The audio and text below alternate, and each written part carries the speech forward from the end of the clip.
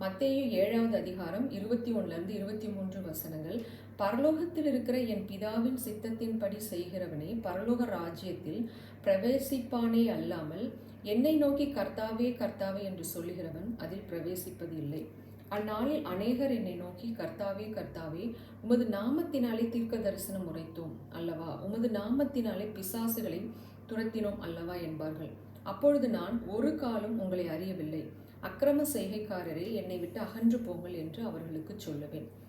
ஆண்டவராக இயேசு கிறிஸ்து சொன்ன இந்த வார்த்தைகளை மேலோட்டமாக பார்க்கும் பொழுது இது ஒரு கடினமான வார்த்தையாக இருக்கிறதா தெரியும்.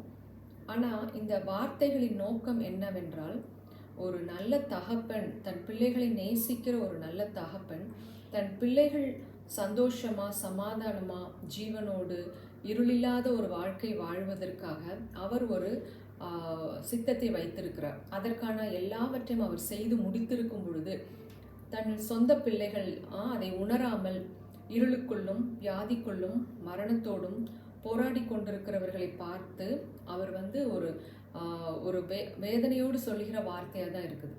அக்கிரமம், கிரமத்துக்கு ஆப்போசிட் தான் அக்கிரமம். கிரமம் அப்படின்றது ஆண்டவர் நமக்காக ஆயத்தம் பண்ணி இருக்கிற ஒரு சித்தம், அவருடைய ஆசை, ஒரு விருப்பம். அந்த ஆசைக்கு எதிராக செய்கிறது தான், அவருடைய விருப்பத்திற்கு எதிராக, அவருடைய திட்டத்தை அறியாமல் நாம் செய்கிற காரியங்கள் தான் அக்கிரமம். ஸோ அதனால தான் இந்த இடத்துல தேவன் கடிந்து கொள்கிறார். இயேசு கிறிஸ்து சொல்கிறார், அக்கிரம செய்கைக்காரரே என்னை விட்டு அகன்று போங்கள். அப்போ அவருடைய சித்தம் என்ன பரலோகத்தில், அதாவது பிதாவுடைய சித்தம் அப்படின்னு பார்க்கும் பொழுது ஆண்டவராக இயேசு கிறிஸ்து அவர் தன் சீஷர்களுக்கு ஜெபிக்க கற்றுக் கொடுக்கும் பொழுது இந்த வார்த்தை சொல்லுகிறார், உம்முடைய ராஜ்யம் வருவதாக, அதாவது தேவனுடைய ராஜ்யம் வருவதாக, உம்முடைய சித்தம் பரலோகத்தில் செய்யப்படுவது போல பூமியிலும் செய்யப்படுவதாக அப்படின்றார். அப்ப பரலோகத்துல தேவனுடைய சித்தம் என்னவோ அதே சித்தம் இந்த பூமியிலும் செய்யப்படணும் அப்படின்றத அந்த இடத்துல ஜெபிக்கிறார்.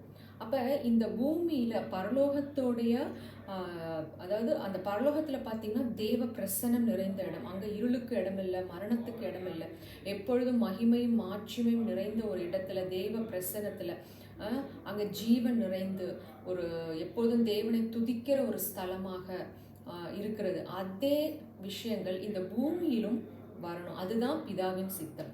அதற்காக அவர் எல்லாவற்றையும் ஆயத்தம் பண்ணி இருக்கிறார். ஏதேனில் அப்படிதான் இருந்தது. ஏதேனில் தேவன் ஆதாமோடும் ஏவாளோடும் உறவாடி கொண்டிருந்தார். ஸோ அவருடைய ஆசை விருப்பம் எல்லாம் மீண்டும் அந்த உறவாடுகிற இடத்திற்கு மனிதனை கொண்டு வர வேண்டும் என்ற நேச வைராக்கியம்.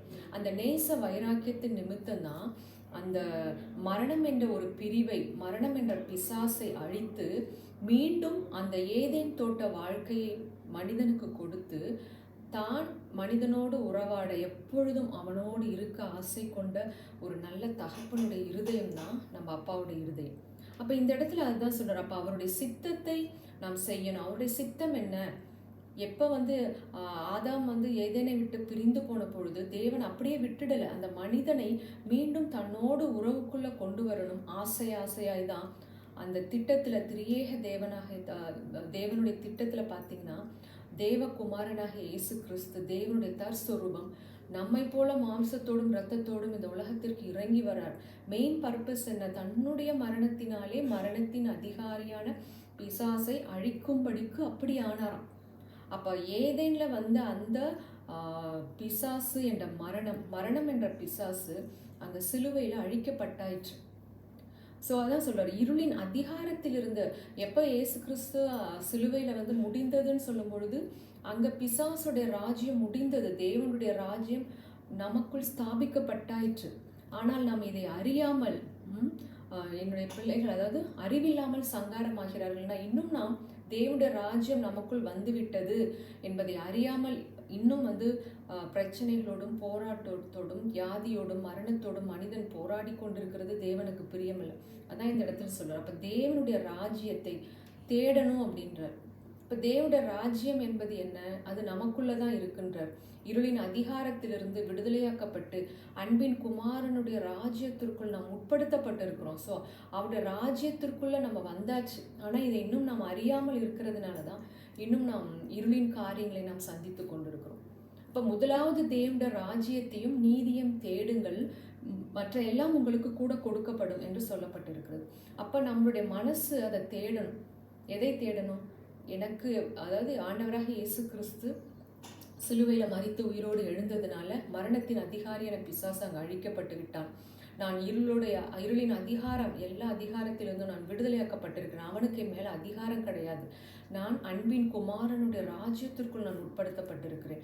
ஸோ அந்த தேவனுடைய ராஜ்யத்திற்குள் நான் இருக்கும் பொழுது, இருளின் அதிகாரம் எனக்குள்ள இல்லாத பொழுது, மரணமோ வியாதியோ கொள்ளை நோயோ விபத்துக்களோ பாவமோ எதுவும் என்னை மேற்கொள்ள முடியாது. நான் அவருடைய ராஜ்யத்திற்குள் உட்பட்ட பிள்ளையாக இருக்கிறேன். நான் எப்பொழுதும் அவருடைய பிரசன்னத்தில் மகிழ்ந்து களி கூறுகிறேன் அப்படின்ற ஒரு ஆசையோட, ஒரு ஏக்கத்தோட நாம் அந்த ராஜ்யத்தை தேடும் பொழுது நம்மளுடைய இருதயம் எப்பொழுதும் தேவ பிரசன்னத்தில் களி கூறுவது தான் அவருடைய விருப்பமாக இருக்குது. இப்போ இடைவிடாத தேவ பிரசன்னத்தை ஆண்டவர் நமக்கு கொடுத்துருக்கிறார். எத்தனை நல்ல தேவன் பார்த்தீங்களா? அந்த தேவ பிரசன்னத்துக்குள்ள நுழைவதற்கு நமக்கு புதிதும் ஜீவனும் உள்ள மார்க்கத்தை அவருடைய மாம்சத்தின் திரையை கிழித்து நமக்கு கொடுத்திருக்கிறார். அவருடைய ரத்தத்தினால நமக்கு தைரியத்தை கொடுத்திருக்கிறார். நமக்காக எப்பொழுதும் பரிந்து பேசுகிற ஒரு பிரதான ஆசாரியராக இருக்கிறார். அதனால நம்ம துர்மனசாட்சி நீங்க எந்தவித குற்ற உணர்வோ அல்லது எந்தவித அதாவது குற்ற உணர்வு, தேவன் நம்மை விட்டு விலகி விட்டாரா அல்லது நாம் அவரிடத்தில் சேர முடியாதா அல்லது பாவ உணர்வு, அது எதுவாக இருந்தாலும் அதெல்லாம் அவருடைய ரத்தத்தினால் கழுவப்பட்டு நாம் தைரியமாக தேவ பிரசன்னத்தில் சேரும்படியாக, அதுதான் அந்த இடத்துல சொல்றார். துர்மனசாட்சி நீங்க சுத்த ஜலத்தால் கழுவப்பட்ட சரீரத்தோடு பரிசுத்தமுள்ள இருதயத்தோடு விசுவாசத்தின் பூரண நிச்சயத்தோடு நாம் சேர கடவோம் என்று சொல்லப்பட்டிருக்கிறது.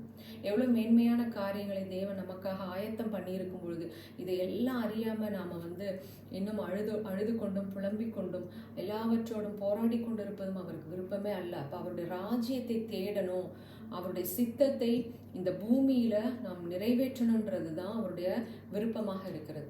அப்ப பரலோகத்தோட எக்ஸ்டென்ஷன் தான் பரலோக ராஜ்யம். அப்ப பரலோக ராஜ்யம் இந்த பூமியில் ஸ்தாபிக்கப்படணும், அதுதான் அவருடைய விருப்பமா இருக்கு. ஹெவன் அண்ட் எர்த் லைஃப் தான் தேவனுடைய சித்தம், அதுதான் அவருடைய விருப்பமா இருக்கு. அப்ப இந்த உலகத்துல தேவனுடைய ராஜ்யத்தை ஸ்தாபிப்பதற்காக தான் ஒரு மிகப்பெரிய விலைக்கரையம் இயேசு கிறிஸ்துவோட ரத்தம் நமக்காக கொடுக்கப்பட்டிருக்கு.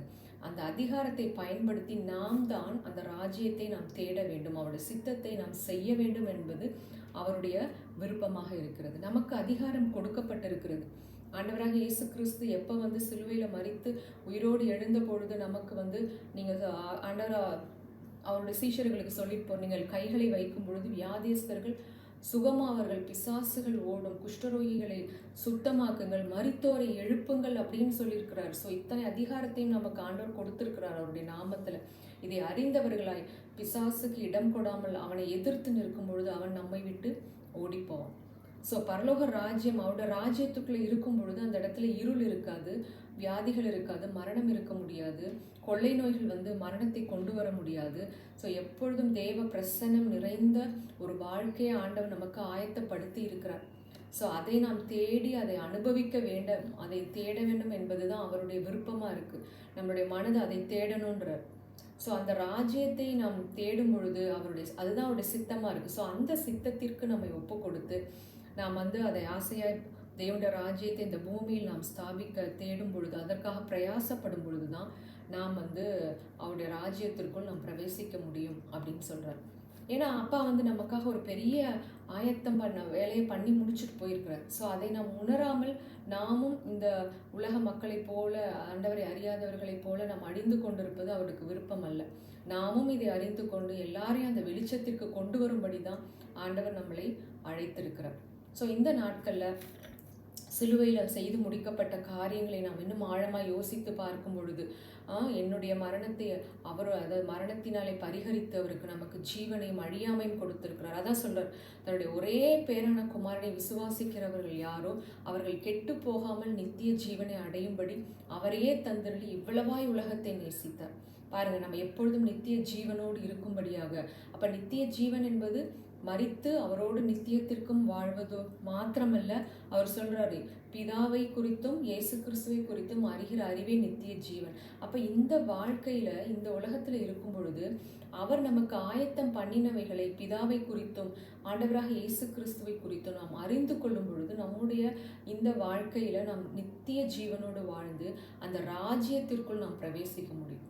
அப்போ பரலோக ராஜ்யத்திற்குள் நாம் இருக்கும் பொழுது இந்த உலகத்தின் இருள் நம்மை மேற்கொள்ள முடியாது. நாம் heaven on earth, we are chosen to live heaven on earth life. So அந்த மாதிரியான ஒரு வாழ்க்கையை நம்ம வாழணுன்றது தான் அவருடைய சித்தமாக இருக்குது. அந்த சித்தத்தை நாம் நிறைவேற்ற தான் நம்ம அழைக்கப்பட்டிருக்கிறோம். அதுக்காக அத்தனை அவர் ஆயத்தம் பண்ணியிருக்கிறார். இப்போ நம்ம செய்ய வேண்டியது ஒன்றே ஒன்றுதான். தேவனுக்கேற்ற கிரியை என்னன்னா, அவர் அனுப்பின குமாரனாக இயேசு கிறிஸ்துவை விசுவாசிப்பதே. அவர் சிலுவைக்கு வந்து மரணத்தின் அதிகாரியான பிசாசை அழித்து அவனுடைய ராஜ்யத்தை அதிகாரத்தை முற்றிலுமாய் அழித்து போட்டு தேவனுடைய ராஜ்யத்தை மனிதர்களாகிய நம்முடைய மத்தியில் நம்முடைய இருதயத்தில் ஸ்தாபித்து விட்டு போயிருக்கிறார். அப்போ நம்முடைய இருதயமும் மனதும் எண்ணங்களும் யோசனைகளும் அந்த ராஜ்யத்தை குறித்ததாய், அதை தேடுவதாய், அதை அனுபவிக்க வேண்டும் என்பதுதான் அவருடைய விருப்பமாக இருக்கிறது. ஸோ அதை நாம் தேடி இந்த உலகத்தில் தேவனுடைய ராஜ்யத்தை ஸ்தாபிக்கும்படியாக ஆண்டவர் நம்மளை அழைத்திருக்கிறார். இந்த கடைசி நாட்களில் நிறைய அழிவுக்குரிய செய்திகளை நாம் எந்த அளவுக்கு பார்க்குறோமோ அந்த அளவுக்கு அதிகமாக அவருடைய ராஜ்யத்தை நாம் தேட வேண்டும் என்பது தான் அவருடைய விருப்பமாக இருக்குது. ஸோ இந்த தீங்கு நாட்களில் அவனை எதிர்த்து நின்று எல்லாவற்றையும் செய்து முடித்தவர்களாய் நாம் வெற்றியோடு நிற்கும்படியாக அவர் நமக்கு சர்வாயுத வர்க்கத்தை கொடுத்துருக்கிறார். நாம எதையும் செய்ய போகிறதில்ல, எல்லாத்தையும் அவர் ஆயத்தம் பண்ணியிருக்கிறார். ஒன்றே ஒன்று தான், அதை நாம் விசுவாசிக்கணும், அதை அறிந்து கொள்ளணும், அதை நம் வாழ்க்கையில் அதாவது அபியாசப்படுத்தி அதை நம் வாழ்க்கையில் தேவனுடைய ராஜ்யத்தை இந்த உலகத்தில் நாம் பார்க்கும்படியாக அன்போடு அழைக்கிற ஒரு நல்ல தகப்பனுடைய வார்த்தைகள் தான் இது. ஸோ அக்கிரம செய்கைக்காரர்னா, நான் என்னுடைய சித்தத்தை செய்யாமல் அதை அறிந்து கொள்ளாமல் வேற காரியங்களை நீங்கள் செஞ்சு கொண்டிருக்கீங்க. ஸோ அதுதான் வந்து அவர் வந்து இந்த வார்த்தைகளை சொல்கிறார். ஸோ பேய்களை ஓட்டுவதும் பிசாசுகளை துரத்துவதும் அது அவருடைய நம்ம செய்ய வேண்டியது தான். ஆனால் அதை மட்டும் செஞ்சுட்டு நம்ம தேவனுடைய ராஜ்யத்தை தேடலை அப்படின்னா அது அவருக்கு விருப்பம் இல்லாத ஒரு காரியமாக இருக்குது. ஸோ இன்றைக்கு நாம் தேவனுடைய பிள்ளைகள் அவருடைய ராஜ்யத்தை தேடி இந்த உலகத்தில் அப்பா நமக்கு கொடுத்திருக்கிற எல்லா அதிகாரத்தையும் பயன்படுத்தி இருளிலிருந்து விடுதலையான ஒரு வெளிச்சம் நிறைந்த ஜீவன் நிறைந்த கிறிஸ்துவின் உயிர்த்தெழுந்த வல்லமையினால் நிரப்பப்பட்டவர்களாய் அநேக ஜனங்களை கர்த்தரிடத்தில் கொண்டு வந்து அவர்களும் இந்த சந்தோஷத்தை அனுபவிக்கும்படியாக ஆண்டவர் நம்மளை ஆயத்தப்படுத்தி இருக்கிறார். ஆமேன், ஆமேன்.